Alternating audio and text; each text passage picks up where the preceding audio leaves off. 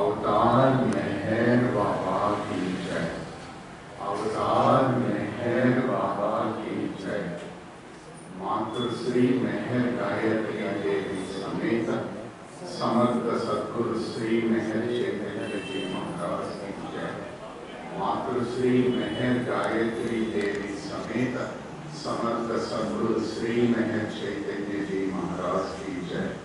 मातृश्री मेहर गायत्री देवी समेत समर्थ सद्गुरु श्री मेहर चैतन्य जी महाराज की जय।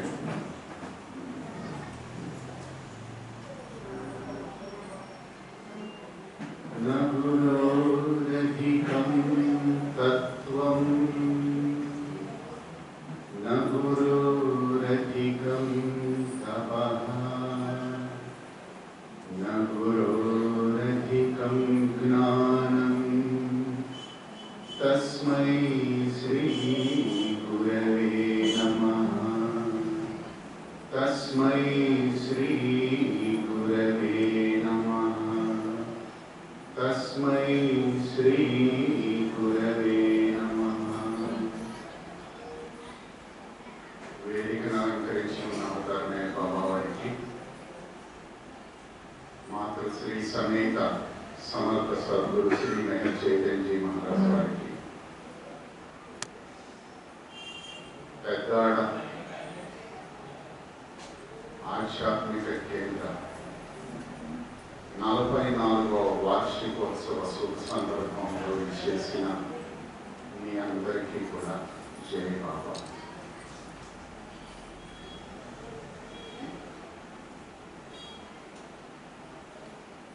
సుమారు 12 సంవత్సరాల క్రితం పెద్దాడ కేంద్రం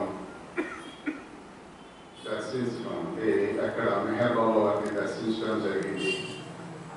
12 సంవత్సరాల తర్వాత మరలా ఈ కార్యక్రమంలో పాల్గొనే అవకాశాన్ని గురుదేవులు బాబా కల్పించారు.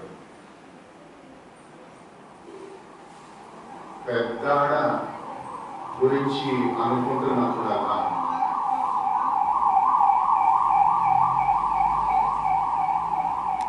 నా హృదయంలో వ్యక్తం అవుతుండే పాయింట్ ఏమిటి అంటే ఇది పెద్దాడ కాదు, పెద్దల వాడ. పెద్దలందరూ ఇక్కడ పెద్దల్ని ఆహ్వానిస్తున్నారు. పెద్దలందరూ ఇక్కడ పెద్దగా తయారవ్వాలని తప్పిస్తున్నారు. అంటే వారి యొక్క ప్రేమలో పెద్దలందరూ అంటే ఇప్పుడు చిన్నగా ఉన్న వాళ్ళందరినీ కూడా పెద్దలుగా తయారు చేయాలని కృషి చేస్తున్నారు. ఇది పెద్దవాళ్ళ యొక్క విశిష్టతగా నేను భావిస్తున్నాను. ఎందుకని అంటే 12 సంవత్సరాల క్రితం వచ్చినప్పుడు ఇక్కడ నగర సంకీర్తన కార్యక్రమంలో పాల్గొన్నాను. అప్పుడు కార్యక్రమానికి ఈనాడు మరలా నగర సంకీర్తనలో పాల్గొన్నాను. ఇప్పటి కార్యక్రమానికి ఉన్న డిఫరెన్స్ నేను పర్సనల్గా ఫీల్ అయింది ఏంటంటే అప్పుడు ఒక 10 మంది మెహర్ బాబా వారి గురించి తెలుసుకుని ఉన్నట్లయితే ఇప్పుడు నేను తిరిగిన ప్రతి వాడవాడ పెద్దాడలో ఉన్న ప్రతి వీధిలో కూడా మెహర్ బాబా వారిని హృదయపూర్వకంగా స్వాగతించి ఆరతులతో వారిని వైభవపరిచి వారి హృదయం అనే పుష్పాన్ని వారి పాద పద్మాల మీద వేసి వారిని ప్రసాద రూపంలో తమ ఊళ్ళోకి తీసుకుని అంటే ఇళ్లలోకి తీసుకుని వెళ్ళారు. అది ఇక్కడ జరుగుతున్న మెహర్ బాబా వారి వైభవ కార్యక్రమం అని నాకు అనిపించింది. Wonderfully you people are doing excellent work for Meher Baba. Meher Baba వారి యొక్క ప్రేమలో, మెహర్ బాబా వారి యొక్క సేవలో, మెహర్ బాబా వారి యొక్క సత్యత్వంలో జీవితాన్ని గడపటానికి మీ వంతు కృషి మీరు చేస్తున్నారు అనటంలో ఎలాంటి సందేహము లేదు అని నాకు అనిపించింది. మీరు సంతోషంగా ఉండటమే కాకుండా ఇలాంటి కార్యక్రమం 1 సంవత్సరం కాదు, 2 సంవత్సరాలు కాదు, 3 సంవత్సరాలు కాదు, 44 సంవత్సరాలుగా ఈ కార్యక్రమాన్ని నడిపిస్తున్నారు అంటే అర్థం ఏమిటంటే మెహర్ బాబా వారి యొక్క విజన్ ఏదైతే ఉన్నదో ఆ ప్రేమ తత్వాన్ని అందరి హృదయాల్లోనికి తీసుకువెళ్ళటానికి మెహర్ బాబా వారు ఆశించిన విధముగా ఇక్కడ కార్యక్రమము జరుగుతూ ఉన్నది అని అర్థము అని నేను అర్థం చేసుకున్నాను.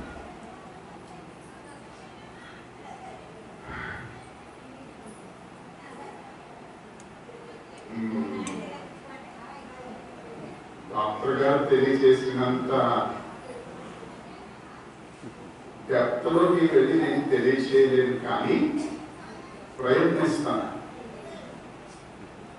సామాన్యులమైన బాబా ప్రేమికులమైన మనకి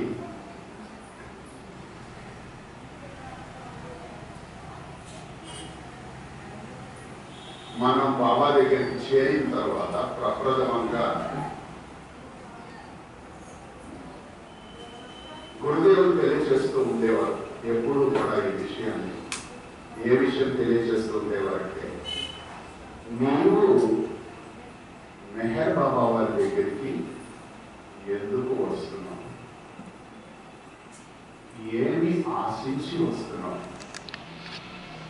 వచ్చి ఇక్కడ నుంచి మెహర్ బాబా వారి నుంచి ఏమి పొందాలని అనుకుంటున్నావు, ఏమి పోగొట్టుకోవాలని అనుకుంటున్నావు, ఇది నీకు సుస్పష్టంగా తెలియవలసిన అవసరం ఉన్నది అని ప్రతిసారి తెలియజేస్తుండేవారు.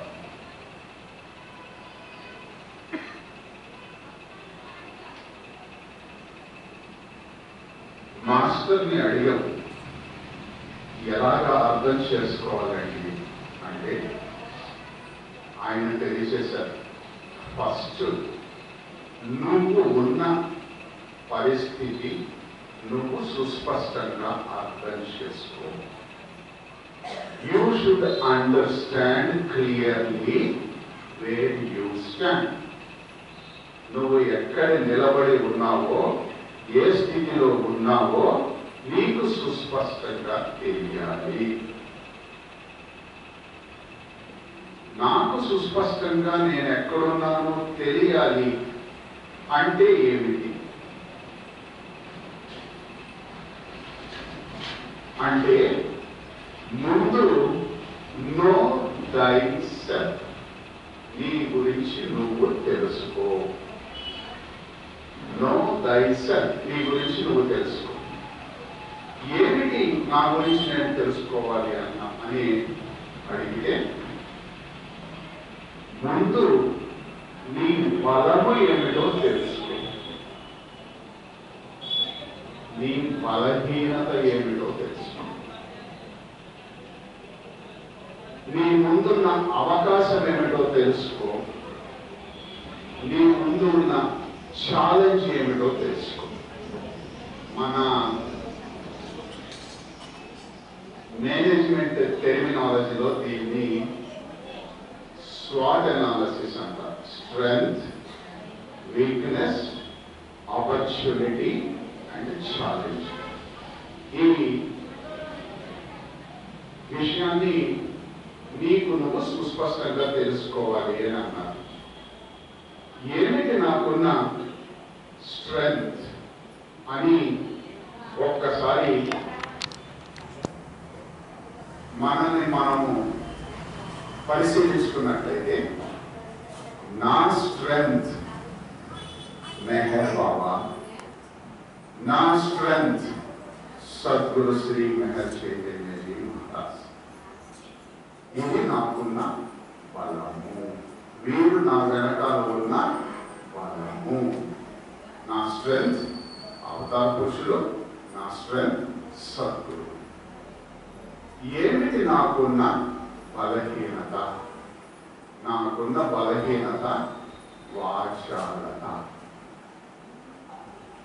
మాటలాడకూడని మాటలు మాట్లాడటము, ఆలోచించకూడని ఆలోచనలు ఆలోచించటము, చేయకూడని పనులు చేయడానికి సంసిద్ధం అవ్వటము నా వీక్నెస్, నా బలహీనత.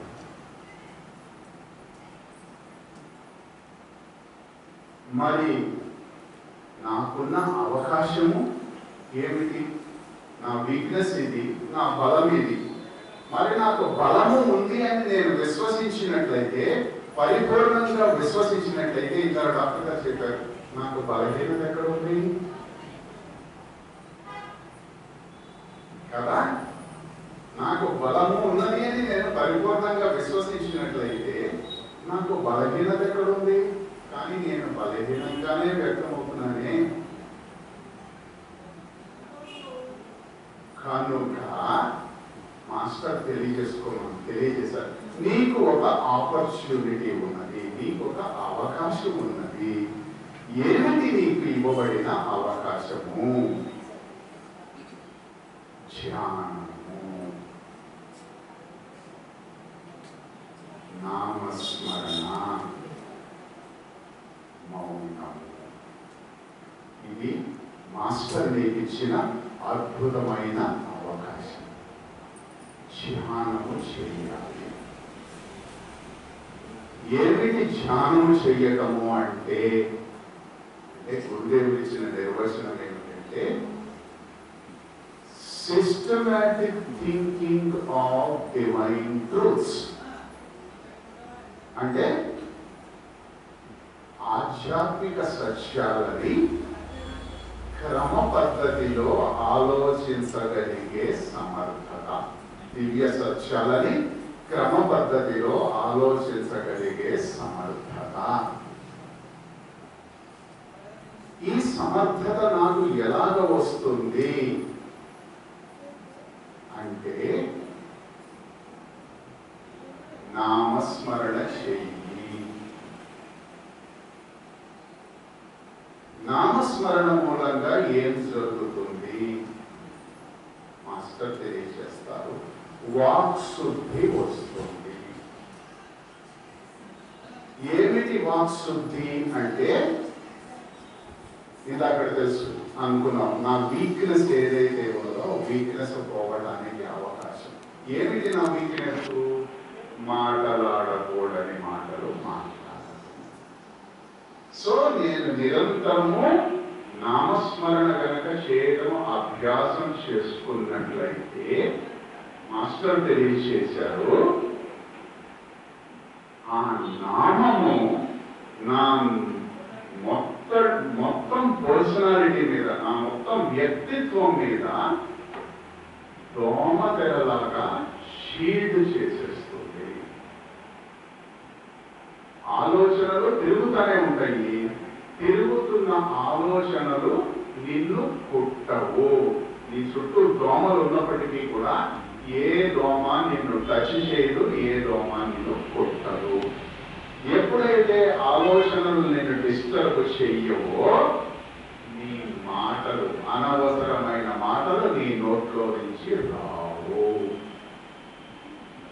ఎప్పుడు అనవసరమైన నీ మాటలు నీ నోట్లో నుంచి రావో, అర్థం ఏమిటంటే నీ మనస్సు పరిశుద్ధమవుతుంది అని గుర్తించు. ఎప్పుడైతే మనస్సు పరిశుద్ధం అవుతూ ఉన్నదో, క్లీన్ అవుతూ ఉన్నదో, నీ చైతన్యము యొక్క మార్పుని నీవు గుర్తించగలవు. ట్రాన్స్ఫర్మేషన్ ఆఫ్ కాన్షియస్నెస్ అని తెలియజేస్తారు గురుదేవుడు. నీ చైతన్యం యొక్క మార్పుని నీవు క్రమముగా గుర్తించగలవు. సో మాటలాడకూడని మాటలు మాట్లాడవు, ఆలోచించకూడని ఆలోచనలు ఎప్పుడైతే ఆలోచించవో, ఆటోమేటిక్గా మూడో విషయం వస్తుంది, చెయ్యకూడని పనులేవి నువ్వు చెయ్యవు. పక్క వాళ్ళ గురించి మాట్లాడవు. అక్కడ చూసాను, గుర్తుంచుకోండి, ఫస్ట్ స్టెప్ లో వెళ్తాం మనం. ఆధ్యాత్మిక మొదటి మెట్టు ఎవరి గురించి తప్పుగా మాట్లాడకుండా ఉండటం. అది ఫస్ట్ స్టెప్ లోకి ఎంటర్ అవుతాం.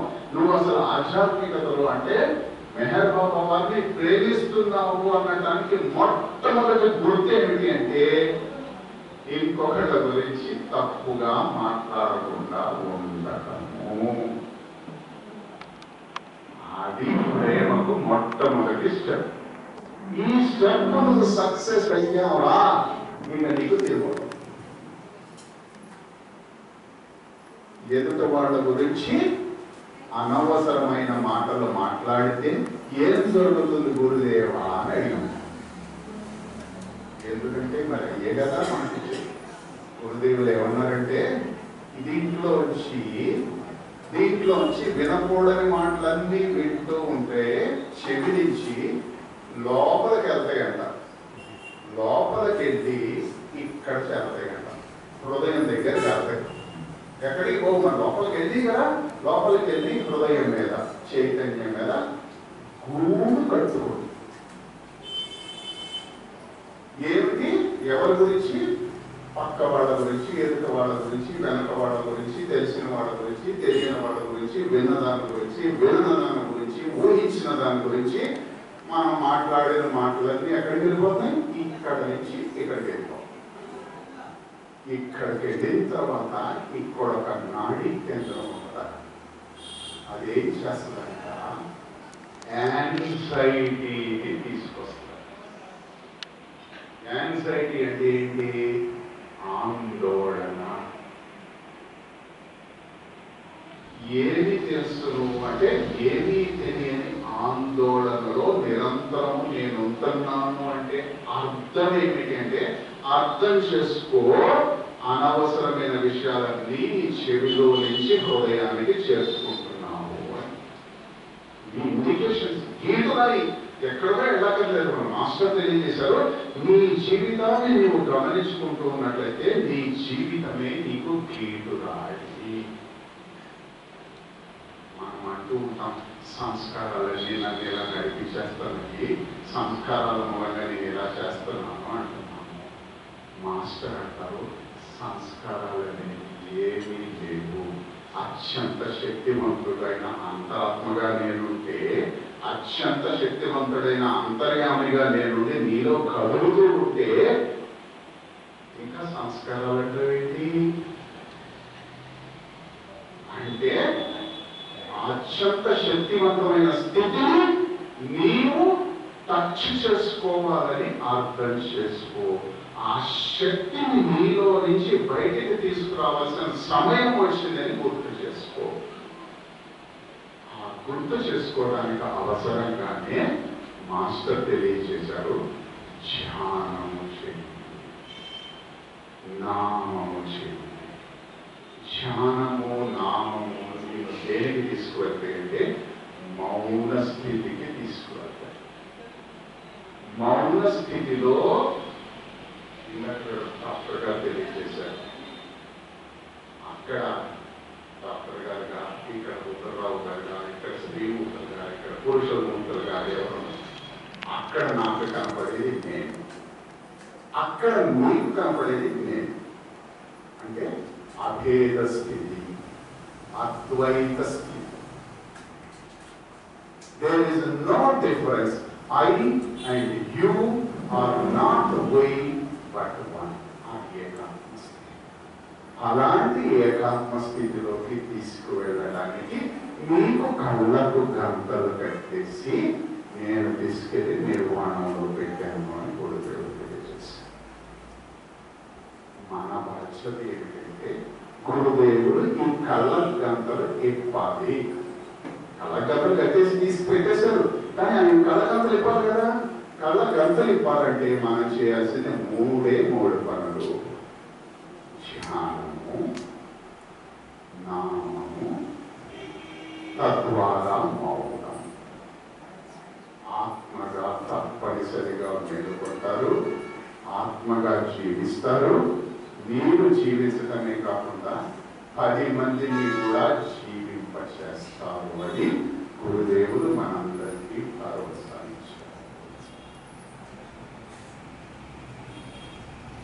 ఆయనని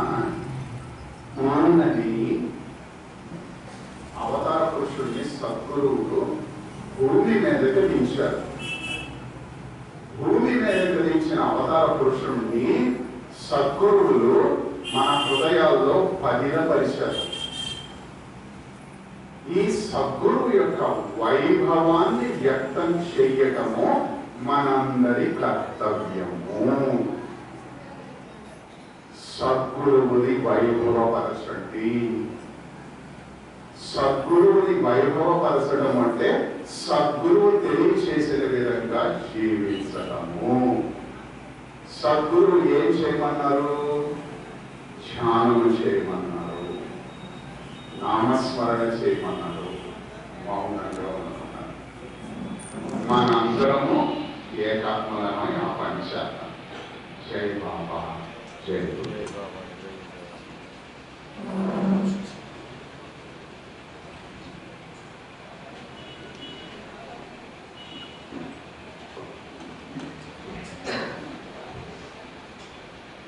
జై బాబా.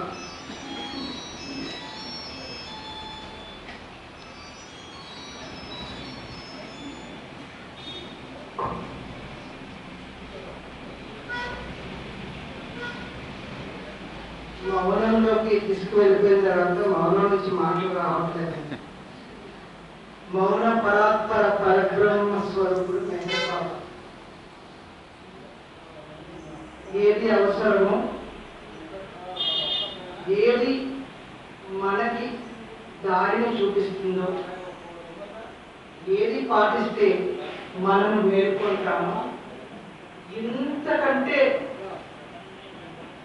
సులువుగా ఎవరో చెప్పరు. అది చెప్పగలిగినటువంటి వారు ఎవరన్నా ఉన్నారు అంటే గురుదేవులు ముద్దుబిడ్డ అయినటువంటి మన రమణ్ కుమార్ గారు. ఆయనకి మరొక్కసారి మనం అందరం కూడా చేతి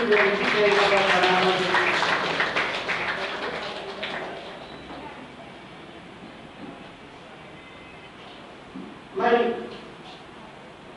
ఇంకా కొంచెం సమయం ఉంది కాబట్టి మరలా జరుగుద్దా గురుదేవులు వారి యొక్క సాన్నిధ్యము కానీ సహవాసము కానీ. గురుదేవులు మనకి 4:30 వరకు, సో మీరు ఈ యొక్క తత్వంలో ఉన్నది. 4:30 తర్వాత మీరు ఆరాధన నివేదన కార్యక్రమం ద్వారా అందరూ జైబాబా చెప్పుకుని బయలుదేరండి అని చెప్తారు. రాక వచ్చాను అని చెప్పారు, 12 సంవత్సరాలకు వచ్చాను అని చెప్పారు. పావు గంటలో 20 నిమిషాల్లో ముగించేస్తే ఎలా? ఇంకొంచెం చెప్పాలి కదా. నా విషయం మీరు చెప్పండి, నేను చెప్తాను, నేను చెప్పను. మరి ప్రతికూలత, అనుకూలత అదేంటో తెలియట్లేదే. ఉదయం నుంచి దాన్ని పట్టుకునే వెళ్ళాడుతున్నాం. ఇష్టాన్ని యాక్సెప్ట్ చేస్తాం, ఆ ఇష్టాన్ని యాక్సెప్ట్ చేయాలి.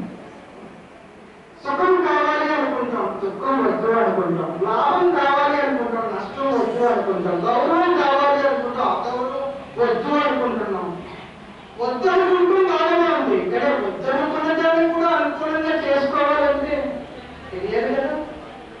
మరి కొంత సమయంలో మా యొక్క స్థితిగతులకి, మా చైతన్యపు స్థాయికి అందే విధంగా రమణ్ కుమార్ గారిని మరొకసారి చెప్పవలసిందిగా కోరుతున్నామని మీరు అంటున్నారా? జై బాబా.